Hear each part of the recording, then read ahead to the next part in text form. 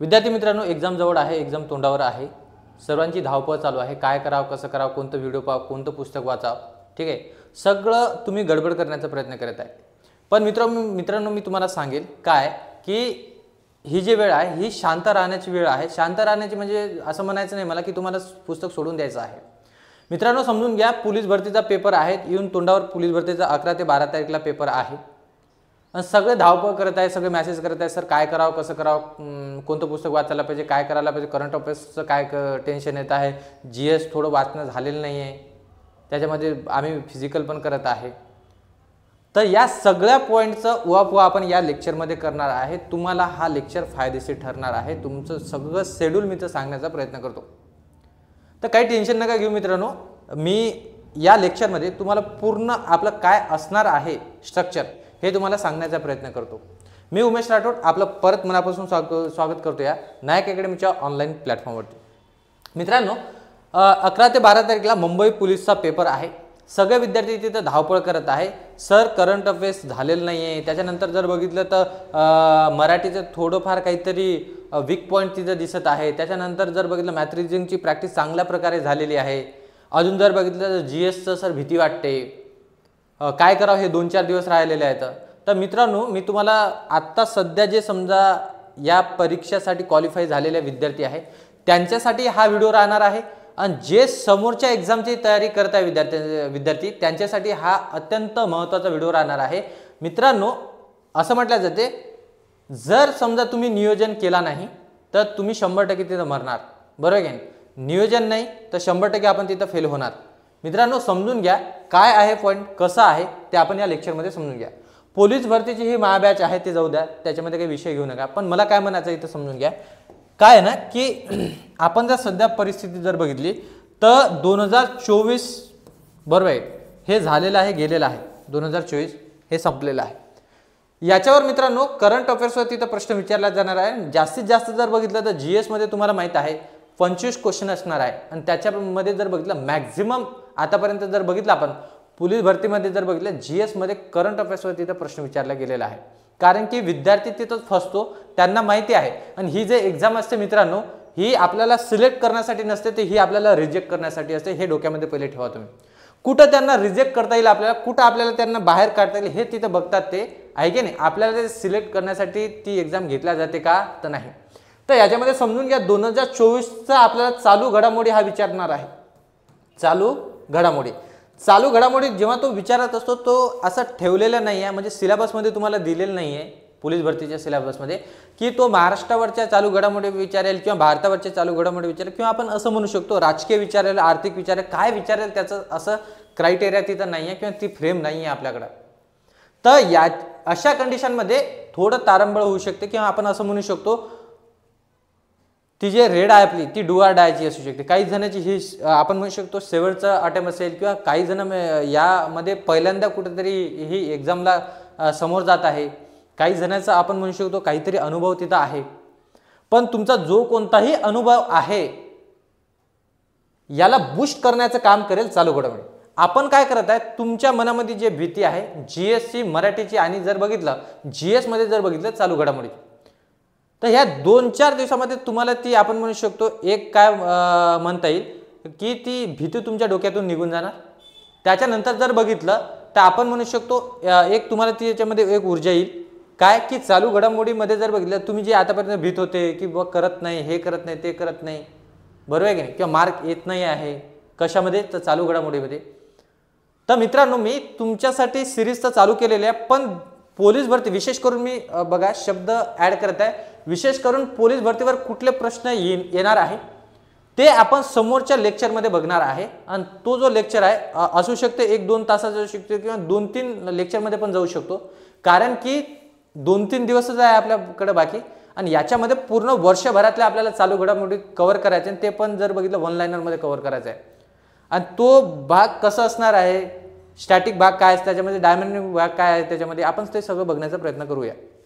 मित्रांनो याच्यामध्ये जर बघितलं चालू घडामोडी त्याच्यामध्ये GS हा एक महत्त्वाचा पार्ट आहे. त्याच्यानंतर जर बघितलं तर तुम्हाला त्याच्यामध्ये GS मध्ये जर बघितलं तर भूगोल हा महत्त्वाचा पार्ट असणार आहे, ज्याच्यावर प्रश्न विचारले जाते. पॉलिटी हा महत्त्वाचा पार्ट आहे, जे अंकुश सर वगैरे आपल्याला घेणारच आहे, तर तुमचं काही त्याच्यामध्ये विषय राहणार नाही आहे.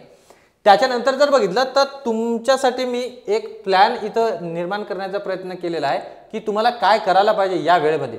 इथं जर समजून जर घेतलं ना आपण काय करायला पाहिजे आपण पोलीस भरतीसाठी, तर आता बघा इथं चेक जर केलं तर बघा काय केलं ना आपण, सध्या जो या एक्झामला समोर जाणार आहे तो विद्यार्थी आहे, सध्या ज्याची एक्झाम आहे. त्याच्यानंतर आपण समजू शकतो काय की सध्या ज्याची एक्झाम आहे त्याच्यानंतर इथे तुम्हाला दिलेलं आहे की जो नेक्स्ट पेपरची काय करत आहे प्रिपरेशन करत आहे विद्यार्थी. मित्रांनो समजून घ्या, जर तुम्ही सध्या ही एक्झाम क्रॅक झाली पाहिजे असं विचार करत असाल तर तुम्हाला या शेड्यूलनुसार तिथं जावं लागणार आहे. मित्रांनो कोणताच विषय तुम्हाला स्किप करता म्हणजे स्किप करून चालणार नाही, कारण की मला काल एक विद्यार्थ्याचा कॉल आला, त्याच्यानंतर मी त्याला डायरेक्ट भेटायलाच बोलवलं. तर तो म्हणत होता सर म्हणे मी चालू घडामोडी काहीच करत नाही, मी तो स्किप केलेला विषय. मित्रांनो असं करून चालणार नाही. तुम्हाला 200% सांगेल तुमचा रिझल्ट येणार नाही, म्हणजे इथून बोलतो की तुमचा रिझल्ट येणार नाही म्हणजे येणार नाही. तुम्ही जर एखादा विषय स्किप करत असाल एका एक्झाममध्ये तर 100% इथूनच आपण लिहून घ्यायचं की माझा रिझल्ट येणार नाही, कारण की मी हा विषय त्याचा स्किप केलेला आहे. जी आतापर्यंत तुम्ही गलती केलेली आहे ती तुम्हाला सुधारावं लागणार आहे या लेक्चरच्या बघितल्याच्या नंतर. समजून घ्या. तो म्हणत होता सर मी करंट अफेअर काय आहे ना मी वाचलेलं नाही आतापर्यंत, काय आहे कुठचा कराव कधीच विचारला जाते, कधी कधी 2000 आपण म्हणू शकतो 23चा विचारला जाऊ शकणार आहे, कारण की सगळेजण असं यूट्यूब वगैरेवर तिथं सांगत आहे. पण मित्रांनो ती गोष्ट सोडून द्या, ती गोष्ट सोडून द्या. तुम्ही फक्त 2024चा करंट अफेअर्स करा. जर त्याच्यातून आला आणि तो येणारच आहे, तो मला सांगा, तो जर करंट अफेअर्स विचारत असेल प्रश्न विचारत असेल तिथं तर सगळ्याचे सगळं 2023 मध्ये घेऊन जाणार नाही, तुम्हाला 2022 मध्ये घेऊन जाणार नाही. जर 15 क्वेश्चन आपण म्हणू शकतो 10 क्वेश्चन त्याने करंट अफेअर्सवर विचारला, चालू घडामोडीवर तिथं 10 प्रश्न विचारले, तर सगळ्याचे सगळे 2022 वर विचारणार नाही, तो 23 वर विचारणार नाही. 1-2 प्रश्न असेल, पण विद्यार्थी काय करतात भाऊ करतात त्या गोष्टीचं. काय भाऊ करतात, सर 2022चा करंट अफेअर्स, अरे भाऊ विचारलं किती 2 क्वेश्चन विचारले नाही त्यांना, सोडून द्या ना, सगळ्याचं ते चुकणार आहे किंवा असे नाही ना निगेटिव्ह मार्किंग नाही ना तिथे तुम्हाला, त्याला टिक करून या. 2 क्वेश्चनसाठी तुम्ही असं त्या विषयाला स्किप करू नका. आम्ही 22चा विचारलं सर 23चा विचारलं मग आम्ही काय करायचं काय नाही. चालू घडामोडी पोलीस भरतीमध्ये हे करंट जो इयर गेलेला आहे किंवा करंट जे मुद्दे चालू आहेत त्याच्यावरच विचारला जाते सध्या.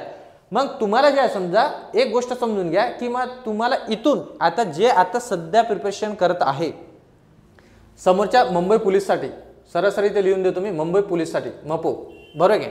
जे मपोसाठी इथं तयारी करत आहेत ज्यांची एक्झाम आहे आता, तर तुम्ही काय करा की आतापर्यंत जे तुम्ही करंट अफेअर्स वाचलेला आहे 2024चा त्याला आपण म्हणू शकतो रिव्हिजन करा, त्याच्यावर वारंवार रिव्हिजन द्या. मग इथं तुम्हाला काय करायचं आहे की इथं तुम्ही आता काही जण त्याच्यामध्ये जर बघितलं तर फिजिकलची पण तयारी करत आहे, काही जण जर बघितलं तर पेपरची पण तयारी करत आहे. तर मित्रांनो समजून घ्या, तुम्हाला फिजिकल स्किप करायचं नाही आहे. म्हणजे मला असं म्हणायचं की फिजिकल थांबून द्या असं बिलकुल नाही म्हणायचं मला. तो 1 तास तुम्ही फिजिकल द्या. फिजिकलला आपल्याला किती तास द्यायचा आहे, 1 तास द्यायचा आहे. आणि इथं जर बघितलं तर मॅक्झिमम वेळ तुम्हाला कशाला द्यायचा आहे, पेपरला द्यायचा आहे. मग तुम्ही जर 14 तास अभ्यास करत असाल, 12 तास अभ्यास करत, 12 तासच्या वरतीच अभ्यास झाला पाहिजे, 12 तासच्या वरती. सध्या पेपर तोंडावर आहे, सगळं सोडून द्या, सगळं म्हणजे सगळं सोडून द्या. फक्त अभ्यास माझा कसा 12 तासच्या वरती होईल याच्याकडे फोकस करा मित्रांनो. त्याच्यामध्ये तुमचं फिजिकलचं थोडं जर समजा वेळ तुम्ही जास्त देत असाल तर ते कमी करा, 1 तास द्या. इव्हन जर वाटत असेल तर आता 2-4 दिवस जर राहिलेले आहे ना एक्झामला तर 2-4 दिवस जाऊ नका फिजिकलला, काही विषय मोठा म्हणजे फरक पडणार नाही. कारण की तुम्ही एवढ्या दिवसापासून मेहनत केलेली आहे तर तुम्हाला 100% तिथं तुमचा रिझल्ट येणारच आहे. आणि स्वतःवर कॉन्फिडन्स ठेवा की मला माझं होणार आहे, मी हे करणारच आहे, बरोबर आहे की नाही, आणि हे मी मिळवणारच आहे. यावर्षी मी माझ्यासाठी वर्दी शिवून तयार आहे, बरोबर आहे की हे तुमच्या मनामध्ये असायलाच पाहिजे. ठीक आहे. तर आता इथं समजून घ्या, मपोसाठी जे एक्झामला या समोर जाणारे विद्यार्थी आहे यांच्यासाठी मी तुम्हाला थोडं शेड्यूल बनवून देतो. काय की 2-4 दिवसाचा आता शेड्यूल असणार आहे. तुम्हाला तुम्ही जे काही मराठी वाचलेलं आहे, मराठी जे काही तुम्ही आपण म्हणू शकतो गणित, त्याच्यानंतर जर बघितलं तर इथे तुम्हाला माहित आहे बुद्धिमत्ता, जे काही तुम्ही बुद्धिमत्ताची प्रॅक्टिस केलेली आहे कधी आतापर्यंत. त्याच्यानंतर जर बघितलं तर त्याच्यामध्ये एक जीके म्हणतो, GK मध्ये तुम्हाला अनेक तिथे प्रश्न दिसतात, म्हणजे अनेक तुम्हाला पॉईंट दिसतात, आहे की नाही. त्याच्यामध्ये जर बघितलं पॉलिटी आहे, म्हणजे राज्यव्यवस्था आहे, अर्थव्यवस्थेवर एकदम रेअरली तिथे प्रश्न येतात, एक दोन येतात. इतिहास आहे, भूगोल मॅक्झिमम तिथे प्रश्न जातो. त्याच्यानंतर जर बघितलं तर त्याच्यानंतर तुम्हाला दिसत आहे करंट अफेअर्स, सायन्सवर एखादा प्रश्न असू शकतो. इथं समजून घ्या मॅक्झिमम प्रश्न इथं तुम्हाला करंट अफेअर्सवर दिसतात, भूगोलवर दिसतात, सायन्सवर दिसतात आणि त्या जिल्ह्याच्या आपण म्हणू शकतो जिल्हा विशेषवर तिथे प्रश्न विचारले जातील. त्याच्यानंतर जर बघितलं पोलीस खात्याच्या बाबतीत तुम्हाला तिथे प्रश्न विचारले जातील. तर मॅक्झिमम विद्यार्थी इथे जर बघितलं तर गणित आणि बुद्धिमत्तेची सर्वांची प्रॅक्टिस झालेली आहे, सर्वांची प्रॅक्टिस झालेली आहे. पण ते जे आहे समजा दोन पेक्षा आपण म्हणू शकतो जास्तीत जास्त या विषयाला भितात. GK GSचं काय करायचं झालेलं नाही, कोणतं विचारलं काय माहीत नाही, ठीक आहे, त्याच्यावर मार्क येत नाही, स्कोर वाढत नाही आहे, मग काय करायचं काय नाही करायचं, कुठला विषय स्किप करायला पाहिजे. पण मी म्हणेल स्किप करण्यापेक्षा कोणतं सोडायला पाहिजे, म्हणजे त्याच्यापैकी जर बघितलं काय सोडायला पाहिजे काय पकडायला पाहिजे हे महत्त्वाचं आहे. मित्रांनो इथं जर बघितलं ना GS मध्ये GK मध्ये जर बघितलं तर तुमचं चालू घडामोडी हे अत्यंत महत्त्वाचा विषय आहे, ज्याच्यामध्ये आपल्याला मार्क कव्हर करायचा आहे आणि ते 1-2 व्हिडिओमध्येच आपल्याला कव्हर करायचं आहे. आणि त्याच्यापैकी जर बघितलं तर मॅक्झिमम तिथं सॉल्व्ह झाले पाहिजे आणि ते करेक्ट सॉल्व्ह झाले पाहिजे. त्याच्यानंतर जर बघितलं GS, आता मी म्हणतो तुम्हाला GSचा काय भाग आहे. GS तुम्ही जेवढं आतापर्यंत वाचलेलं त्याला रिवाइज करा आणि आयोगाने म्हणजे पोलीस भरतीमध्ये जेवढं काही प्रश्न विचारले गेले. सर मी एका विद्यार्थी म्हणत होता सर म्हणे 2023ला GSवर भर दिलं होतं, तर 2025ला त्यांनी जर बघितलं तर मराठीवर भर दिलं होतं, कशामध्ये चालू घडामोडी मुंबई पोलीसमध्ये, आणि त्याच्या अगोदरच्या पेपरमध्ये अजून सर GS मध्ये भर दिलं होतं. तर 100% सर यावर्षी जे आहे समजा मराठीवर भर देणार आहे. असं काही जण असं सेट केलेलं आहे त्यांचं डोकं. मित्रांनो असं करू नका, कारण की तिथचा जो समजा अधिकारी आहे तो वारंवार चेंज झालेला आहे, किंवा आपण असं म्हणू शकतो त्याच्या बुद्धीनुसार त्यानं पेपर काढणार आहे. तो पेपर तर सेट झालेले आहेत तुमचे, काढलेले असणार आहे. पण इथं एक गोष्ट समजून घ्या, तुम्हाला कोणताच विषय याच्यातून स्किप करायचा नाही. तुम्ही इथं जर बघितलं तर तुम्ही मराठी वाचलेलं आहे त्याला फक्त एकदा रिव्हिजन करा, ठीक आहे. रिव्हिजन झाल्याच्या नंतर म्हणजे आतापर्यंत जेवढं कोणत्याही जिल्ह्यामध्ये जेवढं काही पोलीस भरतीमध्ये परीक्षेमध्ये आपण म्हणू शकतो क्वेश्चन विचारलेले आहेत ते एकदा वाचा. त्याच्यानंतर जर बघितलं तर त्याच्यानंतर शब्दार्थकडे आपण जर बघितलं ना तर हे करतो काय करतो, त्याला निग्लेक्ट करतो, त्याला सोडून देतो की काय शब्द, कारण की तो होके म्हणजे पाठांतराचा भाग आहे. पाठांतराचा भाग जर असेल तर त्याला आपण स्किप करतो, त्याला आपण डायरेक्ट काय करतो आपल्या अभ्यासाच्यातून बाहेर काढत असतो. मित्रांनो तुम्ही जर एखाद्या विषयाला असं अभ्यासातून बाहेर काढायचं असेल तर 100% तो विषय तुम्हाला तुमची अवकात दाखवून देणार की तुम्हाला तो पेपरच्या बाहेर काढणार, रिझल्टच्या बाहेर करणार, त्या लिस्टच्या बाहेर काढणार. आपल्याला या वर्षी जर वर्दी मिळवायची जर असेल ना तर तुम्हाला मराठीला रिव्हिजन द्यावं लागेल. याच्यामध्ये जे क्वेश्चन आलेले आहेत त्याच्यावर तुम्हाला भर द्यावं लागणार आहे. आणि इथं जर बघितलं तर शब्दार्थावर पण तुम्हाला भर द्यायचा आहे. मित्रांनो आपण चहा पित असताना 10-15 मिनिटाचा असंच वेळ आपला वाया चालला जात असतो, पण जो रिझल्टमध्ये येत असतो विद्यार्थी त्याच्या हातामध्ये कागद असतो, तो तिथं वाचत असतो. कुठं जेव्हा तो चहा प्यायला जातो ना तर एकमेकाला आपला एखादा मित्र आहे, सवंगडी आहे, आपण चहा प्यायला जात आहे तर मित्रांनो सोबत काहीतरी तुमचं कागद ठेवा, काहीतरी चिठोर ठेवा, काही नका ठेवा ना. मराठीचं तुम्ही शब्दार्थाचं पुस्तक ठेवा सोबत आणि त्याला विचारा, समानार्थी शब्द विचारा, विरुद्धार्थी शब्द विचारा, तुमचंही होणार त्याचंही होणार. असे मित्र सोबत ठेवा हे 2-4 दिवस. आणि निगेटिव्ह लोकांपासून ह्या 4-5 दिवसामध्ये तुम्ही दूर राहा. कारण की काय होतं ना की या वेळेस ज्या तुमचा मी तर म्हणतो लायब्ररीमध्ये जाऊ नका हे 4-5 दिवस, घरीच अभ्यास करा, रूमवरच अभ्यास करा, शांत ठेवा तुमचं डोकं. कारण की या वेळेमध्ये काय होतं ना की ही युद्धाची वेळ आहे आता, आणि या वेळेमध्ये जे तुमचा मित्र आपल्याला थोडं भटकवतात. काय भटकवतात की पेपर कठीण येणार आहे, मग कोणी म्हणतो की यावेळेस मराठी कठीण येणार आहे, कोणी म्हणतो की मॅथ रिजनिंग तर सॉल्व्ह होणारच नाही, तसे प्रश्न विचारले जाणार आहे यावर्षी, करंट अफेअर्स एकदम भयानक दिसेल तुम्हाला. म्हणजे ते आपल्याला काय करतात, आपली दिशाभूल करण्याचा प्रयत्न करतात. मी म्हणेल तुम्हाला हे 4-5 दिवस रूमच्या बाहेर नका निघू भाऊ, कारण की रूमच्या बाहेर तेव्हा निघा डायरेक्ट वर्दी मिळून पण का लागा. समजून घ्या इथं रिव्हिजन करायचे आहे तुम्हाला, जे झालेलं आहे त्याच्यावर रिव्हिजन करायचे आहे. आता मी तुम्हाला काय म्हटलेलं की 12 तासाचा तुमचा शेड्यूल बना 4-5 दिवसासाठी, बरं.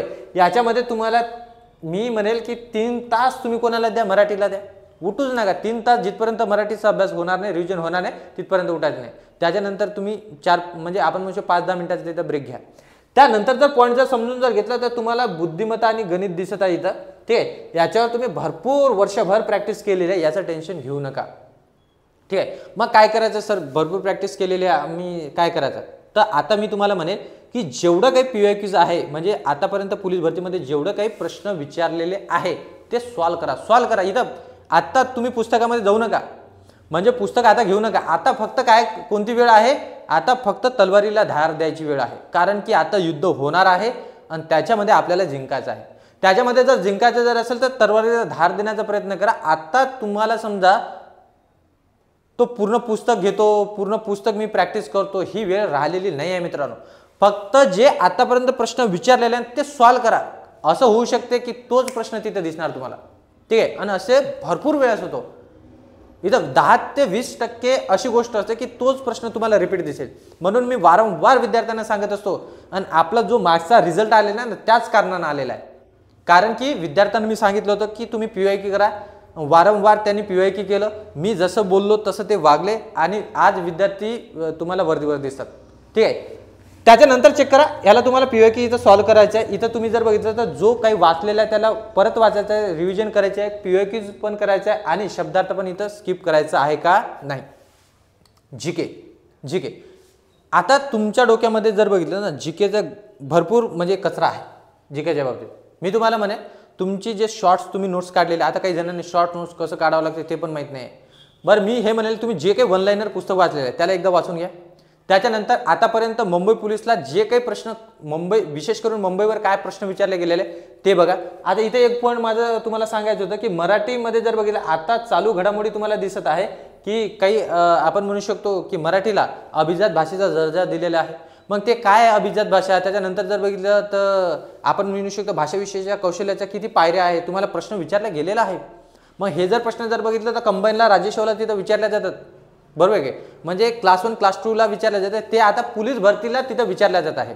मित्रांनो, मी काय केलेलं आहे ना की मराठीचं मी लेक्चर टाकलेलं आहे आपल्या YouTube चॅनलला, प्लेलिस्टमध्ये तुम्हाला दिसून जाईल. त्याच्यामध्ये जर बघितलं ना बरेच विद्यार्थ्यांचा आता मेसेज यायला लागले एक्झामच्या तोंडावर की सर मराठीचे लेक्चर घ्या आणि संधीवर लेक्चर घ्या विशेष करून. कारण की संधी हा जो टॉपिक आहे ना खूपच आम्हाला अवघड जातो. आणि मी तुम्हाला म्हणेल की संधी जर मी एकदा तुम्हाला ते शिकवलं आणि तो मी टॉपिक घेणारच आहे, आजच्या शेड्यूलला किंवा उद्याच्या शेड्यूलला तुम्हाला तो दिसेल. ठीक आहे, एकदा जर तुम्ही संधी जर बघितलं ना, तुमची इच्छा जरी असेल ना की संधी टॉपिक आम्हाला विसरायचं सर, आता बस झालं, आता विसरून जायचं या टॉपिकला, तरी तुम्ही विसरणार नाही. असा संधी टॉपिक तुम्हाला शिकवून देणार आहे या लेक्चरमध्ये. तुम्ही प्लेलिस्टमध्ये जाऊन हे मराठीचे लेक्चर वगैरे बघून घ्या. त्याच्यानंतर संधीचा टॉपिक जो आहे समजा जो एक्झामच्या ओरिएंटेड जो मी तिथं टाकणार आहे आज नाही तर उद्याच्या शेड्यूलला तो तुम्हाला दिसेल. हा पण तुम्हाला तिथंच कव्हर होऊन जाणार. त्याच्यानंतर मी जीकेवर होतो, जीकेचं किंवा GSचं तुमचं जे काही तुम्ही पुस्तक वाचलेलं आहे हेच तुम्हाला तिथं वाचायचं आहे, त्याच्यावरच रिव्हिजन करायचे आहे आणि जे आतापर्यंत आलेले प्रश्न आहेत ते थोडं त्याच्यामध्ये काय करायचं आहे बघायचं आहे. जीकेमध्ये काही पार्ट बदलून जातो, कारण की इथं जर बघितलं तर आता माहीत आहे तुम्हाला की तुम्ही जर जीके जुनं वाचत असाल, ठीक आहे, तर त्याच्यामध्ये महानगरपालिका ॲड झालेली आहे, त्याच्यामध्ये तुम्हाला माहीत आहे की जिल्हा ॲड झालेला आहे 14 मध्ये. ठीक आहे, तुम्ही घेऊन बसलेले आहे 2011ची आपण म्हणू जनगणनानुसार तुम्ही चेक करत आहे. ठीक आहे, तर मित्रांनो त्याच्यावर तुम्हाला भर द्यायचा आहे. जीके हा असा पार्ट असतो तो करंटशी रिलेटेड असतो, बरोबर आहे की नाही, ते तुम्हाला करायचं आहे. रिव्हिजन करायचं आहे, इथं जे वाचलेलं आहे तेच वाचायचं आहे. आणि आयोगाचं तुमच्याकडे भरपूर पुस्तक आहे, मला माहीत आहे. तुम्ही ते पोलीस भरतीसाठी 12,000 13,000 काय काय नवीन नवीन पुस्तक येतात मार्केटमध्ये. मी तुम्हाला हे म्हणणार नाही की याचं पुस्तक वाचा त्याचं पुस्तक वाचा, कोणतंही जे वाचलेलं आहे ते रिपीट करा, ते रिवाइज करा. ते जे आत्तापर्यंत आलेले समजा क्वेश्चन आहे ना त्याला वारंवार मी परत PYQ म्हणत आहे. तर तुम्हाला आज जे आहे समजा PYQs घेऊन बसायचे आहे. राहील लक्षामध्ये. हे आहे आपले विद्यार्थी जे कोणते सध्या एक्झामला जाणार आहे, सध्या युद्ध खेळणार आहे, कुठं तर मुंबई पोलीससाठी. त्याच्यानंतर मित्रांनो समजून घ्या, इथं तुम्हाला मी टार्गेट दिलेलं आहे 12 तास तुम्हाला अभ्यास करायचा आहे. किती तास रे? 12 तास अभ्यास करायचा. याच्यामध्ये डिवाइड करा तुमचं, आहे की नाही. इथं आपण म्हटलं होतं की 3-3 तासचं इथं स्लॉट बनवा, बरं आहे. 3 तास तुम्ही कोणाला देत आहे? मराठीला. त्याच्यामध्ये 2 तास रिव्हिजन करा, 1 तास होक्याबला द्या, होक्याब म्हणजे शब्दार्थला द्या. मित्रांनो तो पॉईंट स्किप करू नका, ठीक आहे. तर कारण त्याच्यामुळं काय होतं ना की आपला रिझल्ट जात आहे हे आपल्याला माहीत नाही. तुम्हाला माहिती आहे की तुम्ही ॲनालिसिस करत असा, पण तुम्ही जर बघितलं मायक्रो ॲनालिसिस करत नाही मित्रांनो. मायक्रो ॲनालिसिस म्हणजे काय की माझं मराठी चुकत आहे तर का चुकत आहे, कुठं चुकत आहे, कोणत्या टॉपिकवर चुकत आहे, याच टॉपिकवर का चुकत आहे, त्याच्यावर मी परत रिव्हिजन केली पाहिजे का, हो केली पाहिजे. त्याच्यानंतर बघितलं शब्दार्थ मी केलं पाहिजे का, तर केलं पाहिजे. त्याच्यामध्ये मार्क मला येत नाही आहे. त्याच्यामध्ये शब्दार्थामध्ये जर गेलो तर समानार्थी शब्द येत आहे तर विरुद्धार्थी येत नाही, विरुद्धार्थी वाचरा, याला म्हटलं जाते मायक्रो ॲनालिसिस. तुम्ही दर आठवड्याला मला माहित आहे कोणत्या कोणत्या ग्राउंडवर किंवा आपण म्हणू शकतो कुठून कुठं तुम्ही क्लास लावलेले असाल, तुम्ही त्याची समजा प्रॅक्टिस करत असता, पेपर देत असता. पेपर दिल्याच्या नंतर तो पेपर फेकून देत असतो, त्याच्यावर चिवडा खातो आपण किंवा डबा खातो, आपला मेसचा डबा, बरं आहे ते आपण त्याच्यावर जेवण करतो, त्याचा व्हॅल्यू देत नाही.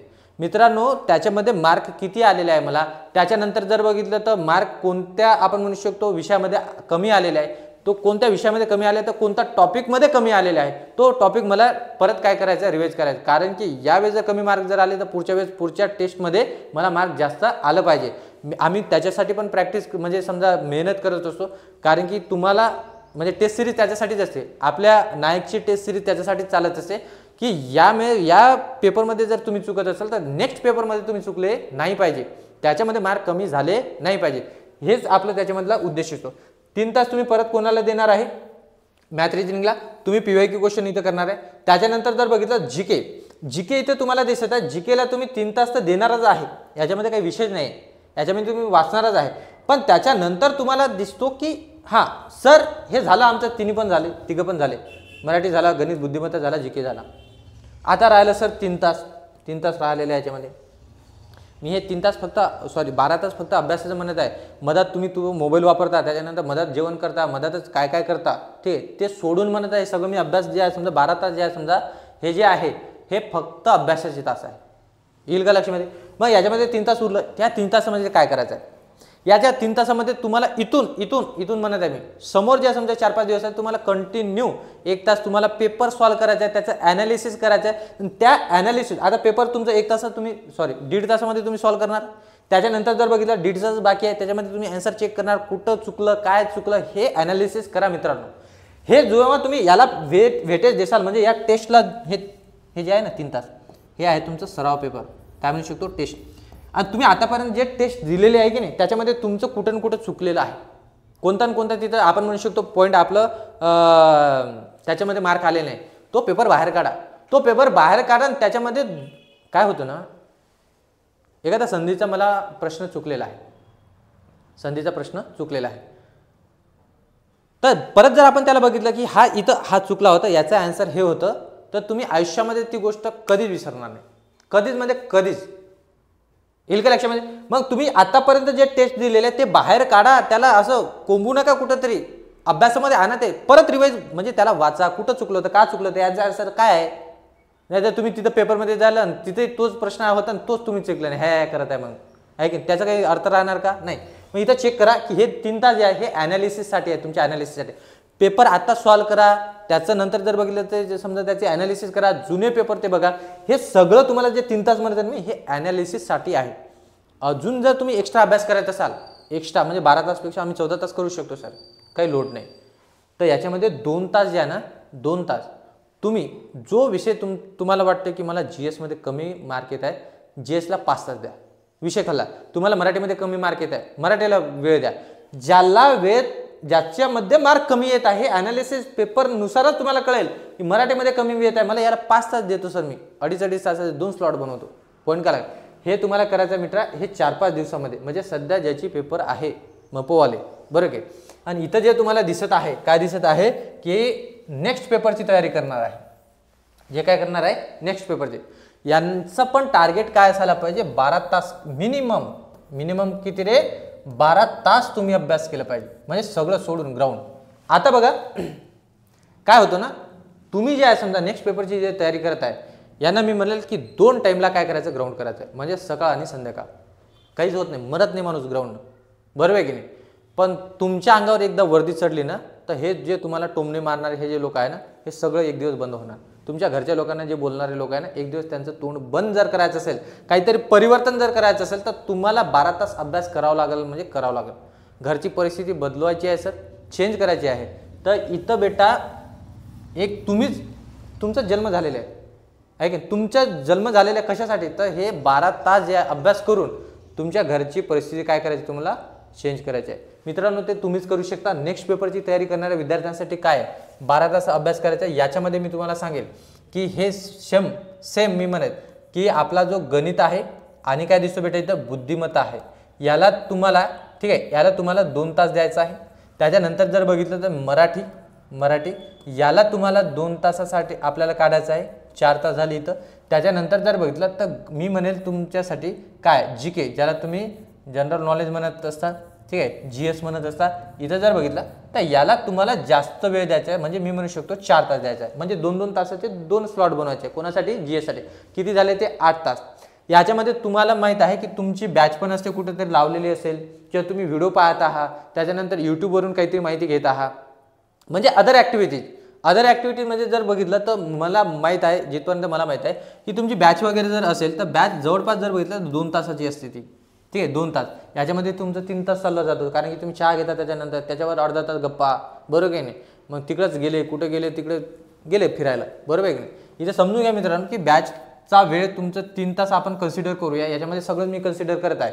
बॅच लावली नसेल तर जॉईन करा. मी म्हणेल माझीच बॅच जॉईन करा असं म्हणणार नाही, कुठलीही बॅच जॉईन करून घ्या. कारण की काय होतं ना एखादी एक्झाम जेव्हा ती समजा जाते ना 1-2 मार्कांनी, कारण की विद्यार्थी म्हणत असतो की सर पैशामुळे बॅच लावली नाही, बरोबर आहे की जॉईन केली नाही.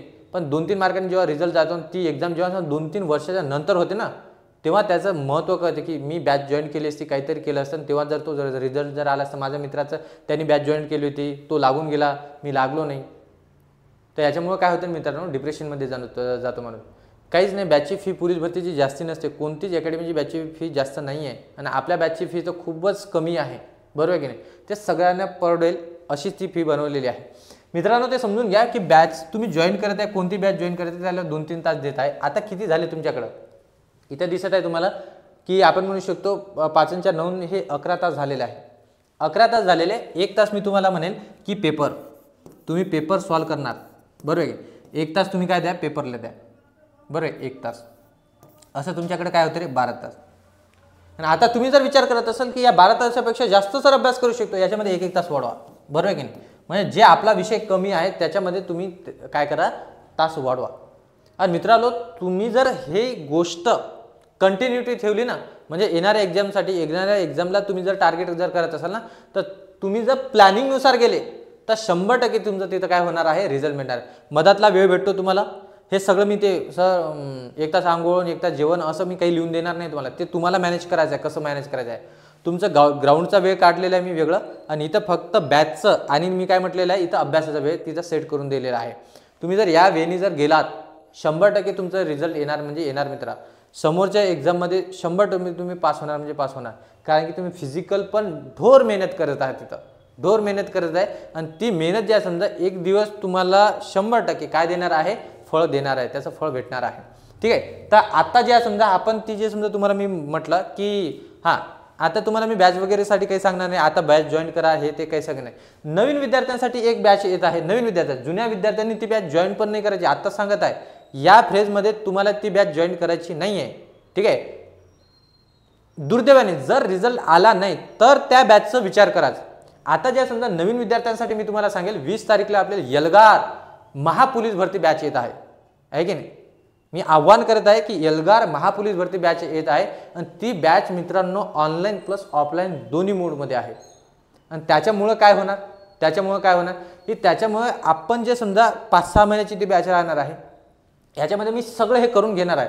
इव्हन तुमचं मी टाइम टेबल ते चेक पण करणार आहे की तुम्ही हे करत आहे की नाही करत आहे, हे सगळं तिथं चालणार आहे या बॅचमध्ये. आणि त्या बॅचचं सगळं शेड्यूल किंवा समजा कसं काय राहणार आहे ती बॅच ते समोरच्या लेक्चरमध्ये काय ते सगळं मी सांगणार आहे. अकॅडमीच्या नंबरवर तुम्ही कॉल करू शकता आणि तिथं विचारू शकता की त्या बॅचबद्दल फी वगैरे काय आहे, समजा कसं राहणार आहे, ठीक आहे. त्याच्यामध्ये मिस नाही तर मी त्याच्यामध्ये मराठी हा विषय घेणार आहे. त्याच्यानंतर जर बघितलं तर आपण अंकुश अब्रुक सर हे पूर्ण GSचा विषय तिथं कव्हर करून देणार आहे. त्याच्यानंतर जर बघितलं अंकुश अनिलकर सर हे मॅथ आणि रिझनिंग तिथं काय करणार आहे कव्हर करणार आहे. म्हणजे मी तुम्हाला सांगेल की मी एकटाच ते सगळं शिकवणार नाही आहे, कारण की याच्यामधले जे तज्ज्ञ फॅकल्टी आहेत, जसं मॅथ रिझनिंगसाठी अंकुश अनिलकर सर कोणीच हात धरू शकत नाही, हे तज्ज्ञ फॅकल्टी आपण तिथं घेतलेली आहे. त्याच्यानंतर जर बघितलं GSसाठी अंकुश अब्रुक सर हे तज्ज्ञ फॅकल्टी आहेत तिथं. आणि मराठीचं तर आपल्याला सांगावंच नाही लागत, तुम्ही व्हिडिओ बघू शकता आपल्या प्लेलिस्टमध्ये. आपण काय करत आहे त्याच्यामध्ये अजून मराठीचे व्हिडिओ काय करत आहे ॲड करत आहे हे समोरच्या एक्झामसाठी. आणि करंट अफेअर्सची पण आपण हे जे समजा तुमचं 2024चा जो टार्गेट आहे की नाही त्याच्यामध्ये जो समजा आपण म्हणू शकतो 2024 टार्गेट म्हणण्यापेक्षा 2024चे जे सगळं करंट अफेअर्स आहे ते 1-2 व्हिडिओमध्ये मी पूर्ण कंप्लीट करून देण्याचा प्रयत्न करणार आहे.